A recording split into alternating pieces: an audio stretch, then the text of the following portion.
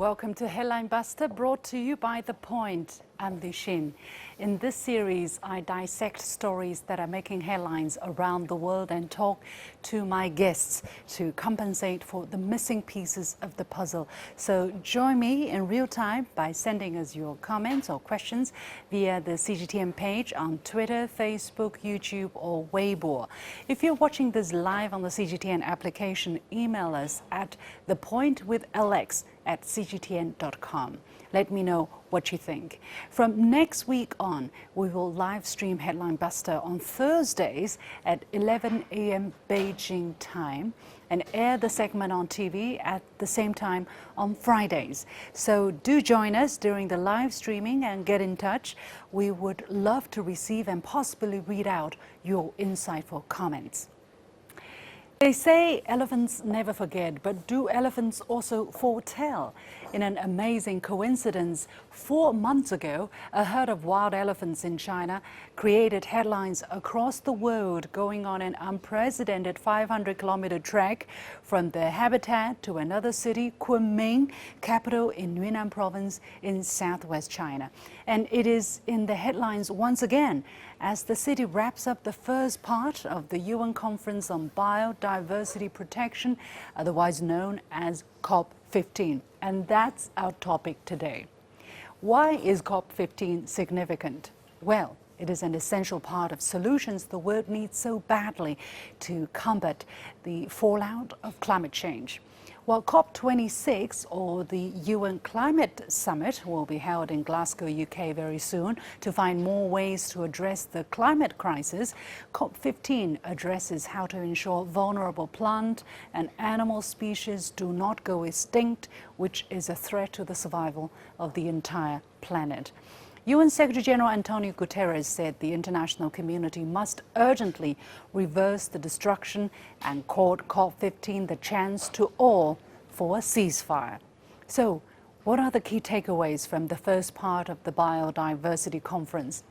It brought over 100 countries together in the rare show of international solidarity to sign the Kunming Declaration on October the 13th, a 17-point pledge to reverse biodiversity loss. And China has also made some announcements, for instance, by creating the Kunming Biodiversity Fund with $230 million to support biodiversity protection in developing countries, among other things. In fact, China's efforts to protect biodiversity well predate the conference, and we have talked about that before. The first nature reserve was created in China actually as early as in 1956, according to a white paper released earlier this month. And now there are nearly 10,000 protected areas, including the first batch of national parks. These national parks stretch from the Qinghai Tibetan Plateau in the northwest to southern China's Hainan Island, with a total protected area of 250,000 square kilometers. That's about the size of Ghana or Romania, if you want. Nearly 30% of China's key terrestrial wildlife species can be found in these areas. And the Qinghai Tibetan Plateau National Park is especially important because 3 of Asia's major rivers, the Mekong, the Yangtze, and the Yellow Rivers, originate from there. China has realized the largest growth in forest resources among all countries in the world in 30 years, and that statement was backed up by a study conducted by NASA in February 2019. How about animal and bird species? To give you some examples, the wild Asian elephant population has gone up from 180 in the 1980s to about 300. It's not much still, but that has already bucked the trend of decline in other parts of the world. The crested ibis population has jumped from only 7 to over 5,000, including both wild and artificially bred species. And giant pandas in the wild have grown from some 1,100 to almost 1,900 in the last 40 years, and they're not considered endangered anymore in China, just to give you an idea. However, there are still problems to be solved and areas for further improvement in biodiversity conservation in China, such as insufficient input in the marine ecosystem and in the funding mechanisms. China has also stepped up and will have to continue to work on law enforcement, inspection, as well as legal cooperation to crack down on crimes harming biodiversity. So how have the media been covering COP15? Surprisingly, or perhaps I should say gratifyingly, the focus has been mostly on the Kunming Biodiversity Fund or the Kunming Declaration, which is the way they should be. Several articles highlighted the Biodiversity Protection Fund Chinese President Xi Jinping launched during the event, such as this one by Reuters. For instance, China's Xi launches 230 million biodiversity protection fund for developing countries. The South China Morning Post report says COP15, China's Xi Jinping pledges $232 million for new fund to protect world biodiversity. The Hindustan Times story reads, COP15, Xi Jinping announces 233 million biodiversity protection fund at UN meet. And the Independent goes, Kunming Declaration, more than 100 nations signed historic pledge to protect global biodiversity. So the apparent tone has been mostly factual, highlighting the dangers the planet faces and the developments at COP15. Well, some have actually focused on China's success in conservation, like the Wall Street Journal, which had this report, "The tiger is making a tentative comeback in China's north."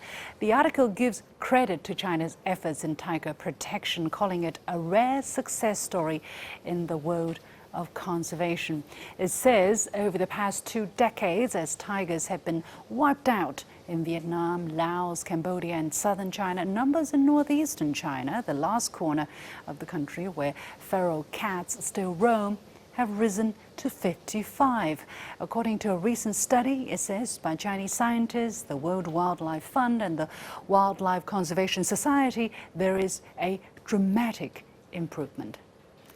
Well, to see the Wall Street Journal being so positive after their usual tone on China, I guess indeed we have done something right.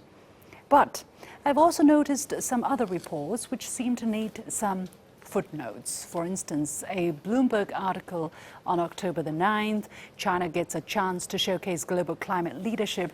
It kind of sets the stage for negative and selective reportage on COP15. The article says China, since 2016, when it was decided China will host COP15, its relationship with the West has deteriorated on issues from trade to human rights. Well, not to talk about the other things, is it something that China should be held solely responsible for, that relations deteriorated between China and the United States, for instance? Who started the trade war, for instance? At the same time, the article mentioned the global effect of the COVID-19 pandemic, so isn't it understood that in-person communication will be constrained to some degree to ensure everyone's safety? The article even quotes the Secretary General of an NGO doing biodiversity conservation work as saying China is building a platform for countries to express ideas and concerns. Doesn't that show China has not let other issues get in the way of making COP15 as effective as possible? And finally, COP15 did provide a very tangible public good, the Kunming Biodiversity Fund, to help developing nations with their conservation work. The projection was that China is trying to play a leadership role, which is always linked to the U.S., but then the U.S. has not ratified the convention yet, and the absence of the world's #1 country has undoubtedly set back global efforts at progress to avert extinction, as experts have pointed out. By and large, though, the reports on COP15 have been more or less accurate. But let me step aside from biodiversity and share my impression of a video report by US media on another topic I saw last week on Xinjiang. I can't help talking about it because it's just too hilarious. It's like watching the theater of the absurd. The video title sensationally reads, "Chinese whistleblowers exposes torture of Uyghur prisoners." Wow, when you see so many catchy words packed into one sentence, you should know there must be something fishy. And I'm truly sorry for the veteran presenter who had to introduce this piece as some kind of serious investigative work. The so-called whistleblower is a burly man wearing dark glasses and a black face mask. His voice is altered beyond recognition to hide his identity, so I had no idea what he was talking about in Chinese, and I doubt if the journalist could understand him at all, or the translator. I don't know what they were able to make of what he was saying. Anyway, he was described as a former Chinese policeman who defected to Germany last year after allegedly participating in or witnessing atrocities committed against Uyghurs in Xinjiang between 2018 and 2020. He didn't show any evidences of the so-called tortures, especially the sexual abuses he was describing. There were only his words, which were deemed graphic by the presenter. But when the same person appeared before the so-called Uyghur Tribunal in UK in June, he answered differently to the same question. Through an interpreter, he said he never talked about or asked about details of sexual abuses. So how would he then know about the details and narrate them to the journalist? The journalist also claimed he couldn't independently verify the account of the whistleblower, but he could have, because the video of the so-called tribunal is open for all to see online. I guess if he did, he wouldn't have a story. And why is he spreading these grave allegations if he couldn't independently verify them? The usual disclaimer, it seems to be a very convenient and safe way just to be irresponsible. That's why we take pains to bring you the Headline Busters, not just for our show, but for truth-seeking people all over the world. With that, let's take a short break, and we'll be back to see how COP15 can be a game changer and what are the hopes and red lines from it. Stay with us. Making sense of the overwhelming wave of information means cutting through the noise to shine a light on the heart of the story and making room for new perspectives. True understanding means the ability to see events from more than one side. I'm Liu Xin, and this is The Point.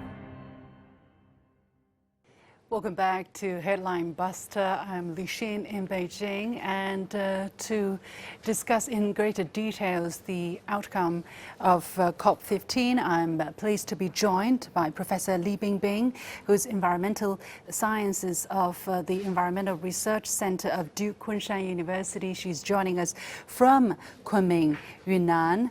I'm also pleased to be joined by James Roth, who's Senior Vice President for Global Policy and Government Affairs of Conservation International. He's joining us from Seattle, the United States. And Wang Cong, Chief Reporter from the Global Times. He's joining us from Beijing. So the warmest welcome to all of you to Headline Buster. Binbin, let me start with you because you are in Kunming, and the meeting, the first part of COP15 has just wrapped up. What do you think have been the key takeaways from this meeting, and what has been the atmosphere? Yeah, thanks, Lucy, for this great question. Like during these 5 days, we're trying to ask this question for ourselves as well as we're doing the observation and see what we can come out of the first meeting. So I think there are some impressions that I get from this meeting. First one is we can see some commitment from different governments to come to this post-2020 biodiversity framework, which will be very important for the next 10 years. And not only for biodiversity, and also people talk about the synergy between biodiversity conservation and climate change, and including the Kunming Declaration, and actually the synergy between these two themes have been mentioned again and again. Mm-hmm. And also because of the COVID-19, I think more and more people, even like different governments, they realize how tightly human health are tied to the nature health and also the environmental health. So previously, maybe biodiversity conservation is just circling a small area, just conservationists or scientists or some NGOs. And now the health issue have been mentioned again and again in this meeting. So I think the Kunming Declaration, they also summarize some key points that will become the key issues to discuss in the next meeting, the second part of Kunming meeting in next year. Yeah. So I think the one Okay, is to let me engage. jump in here. James, you must have been watching very closely the developments in Kunming. From your point of view, how do you look at what has been achieved at the meeting and the kind of work that must have gone in so that, you know, something positive people can work on can come out of this meeting? Yes, pleasure being here. Thanks for the question. I think the most important outcome of the meeting was simply the level of urgency that was attached to the biodiversity crisis by ministers. I think the exact words that ministers use on page 1 of the Kunming Declaration was the grave concern that they share about the unprecedented and interrelated crises of biodiversity loss and climate change, putting them on equal footing and saying that the biodiversity crisis poses increasing risks to human health, food security, and it's an existential threat to our culture, our prosperity, and our planet. I think that level of gravity shows that ministers recognize the severity of the situation, the challenges that we face, and I think now it's incumbent on the technical level negotiators to get together and to produce a global biodiversity framework that reflects that level of urgency. Wang Cong, looking back at the past few years, as I mentioned in the media critique I was doing just now, some people were saying, you know, China didn't do much homework, or that the frictions between China and the United States actually got in the way of the kind of cooperation or preparation that China could have done for COP15. Now, looking at what has come out of it, what is your impression? Well, first of all, this is a very serious global issue. It requires all the countries to participate and to cooperate. However, as we saw in the declaration of over the years, that the United States is not participating. For 30 years, it has not signed up to the UN resolution. So it is quite, from a global perspective, it is a shame that the world's biggest polluter is not in this global efforts to protect the to participate in the ecological protection. So I think from what we see now, the discussion is about China's leadership in this area, right? But I think for the United States and for China, I hope that there were going to be some discussions about climate change, because as Joe Biden appears to, is pushing for the United States response to the climate change, I think there are some areas where we can work together. However, I think it really needs to step up. Yeah. James, what is your reaction to that? Because the United States, although they have joined the Convention on Biodiversity Protection, it is true the U.S. Congress hasn't ratified it. What kind of setback does that leave the international efforts, and what can China do and other countries do, to still push forward those efforts and, not be taken aback by whatever decision the United States is taking for the moment?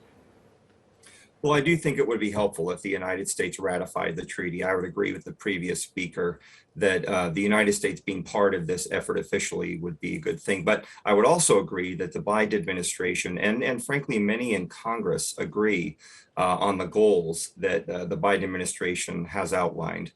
And I think, to answer your second question, what must all countries do? I mean, a lot of it has to do with making some very difficult decisions about changing, frankly, the way that we've done things in the past on agricultural production, on fisheries, on natural resource extraction. The way that we manage our resources, particularly in those areas where humanity and nature live side by side. I think that the United States, China, and all countries have to begin to sort of do things a little bit differently. And I think that's where the challenge is going to remain over the next 6 months before we gather in China. Binbin, how do you look, because we have been talking about what China have done and of course the challenges that China is still facing. How do you look at the complexity of the issue for China? Because on the one hand, President Xi has mentioned repeatedly the importance of Green Mountain, Blue Sky. Actually, ecological civilization has been written into China's constitution.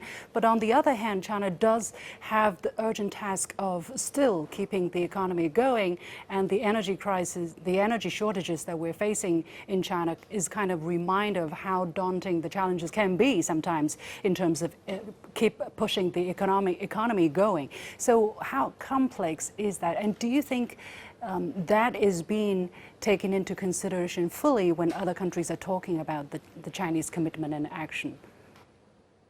Well, I think it's a world difficult question is how to balance conservation and development. And when we talk about sustainable development, actually it's a good idea, but there's a lot of obstacles, including technology, science, and policies we need to tackle to actually implement sustainable development. So for China, at one hand, we're really high in biodiversity, but on the other hand, we have so many people to feed and to help them get out of like poverty or already get out of poverty, but they still have a long way to go to get to a decent life. So how could we actually do the valuation and also realization of the ecosystem services, turn them into real benefits and can contribute to the development, especially for local communities. And for these people who actually kind of sacrifice their development opportunities to conserve the areas.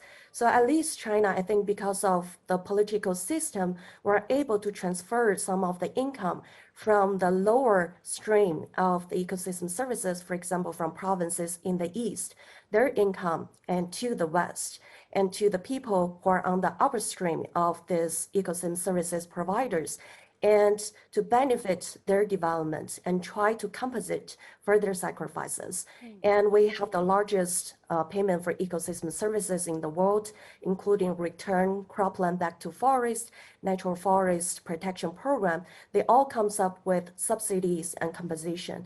And I think this kind of financing mechanism is very important, especially for the future, because this is also one key issues talk like in this. James, what has been your experience? Because you have also been working with the local actors for quite some time. What has been the experience for you that you think can be useful for other developing countries if they also want to do better? And if you can, briefly, where do you think China can do better? Well, our experience at Conservation International is in 30 countries around the world, working with local communities, indigenous peoples who are, really key partners in this effort. And, there's a couple of things. It's our experience that, partnering with indigenous communities, I think, is a key step because they've been the stewards of many of our most biodiverse, rich landscapes for centuries. And so making them full partners, I think, is critical. I think, also one of your I think the professor mentioned the idea of ecosystem services. So prioritizing conservation, restoration, sustainable use of places that are most important for food, water, climate services. All of this has to be part of the global biodiversity framework. I think the ecological redlining, sort of the, preserving certain places is a very important first step. I think the next step is frankly something that I mentioned earlier, which is that all countries have to rethink how we produce food, right? We all know that sort of livestock is the world's largest producer of methane. So, how do we do that a little bit differently? How do we engage in sustainable fisheries so that small island states can continue to produce food? How do we engage in natural resource extraction so that the landscapes around mines and such aren't degraded. So these are all the questions that I think that we've experienced. If we answer them in the right way, and we've seen some countries being able to do this, that's going to be the key over the next few months. Okay. Now I'm going to turn to Binbin for a more public interest question. It's a surprise. Basically, it's what has been in the news. We know that Captain Kirk, or a very famous American actor, at the age of 90, became the latest, Earthling, let's say, to take a private space, cruise into space, and that has made huge news. And a lot of people are saying, well, while we're facing this, crisis of biodiversity, environmental protection, and your billionaires are spending the money to make, fun rides into space. How do you look at that? That's a very interesting and challenging question. And I think there are two groups of people. One, I think they're trying to seek opportunities outside the Earth and looking for opportunities or chances for another planet.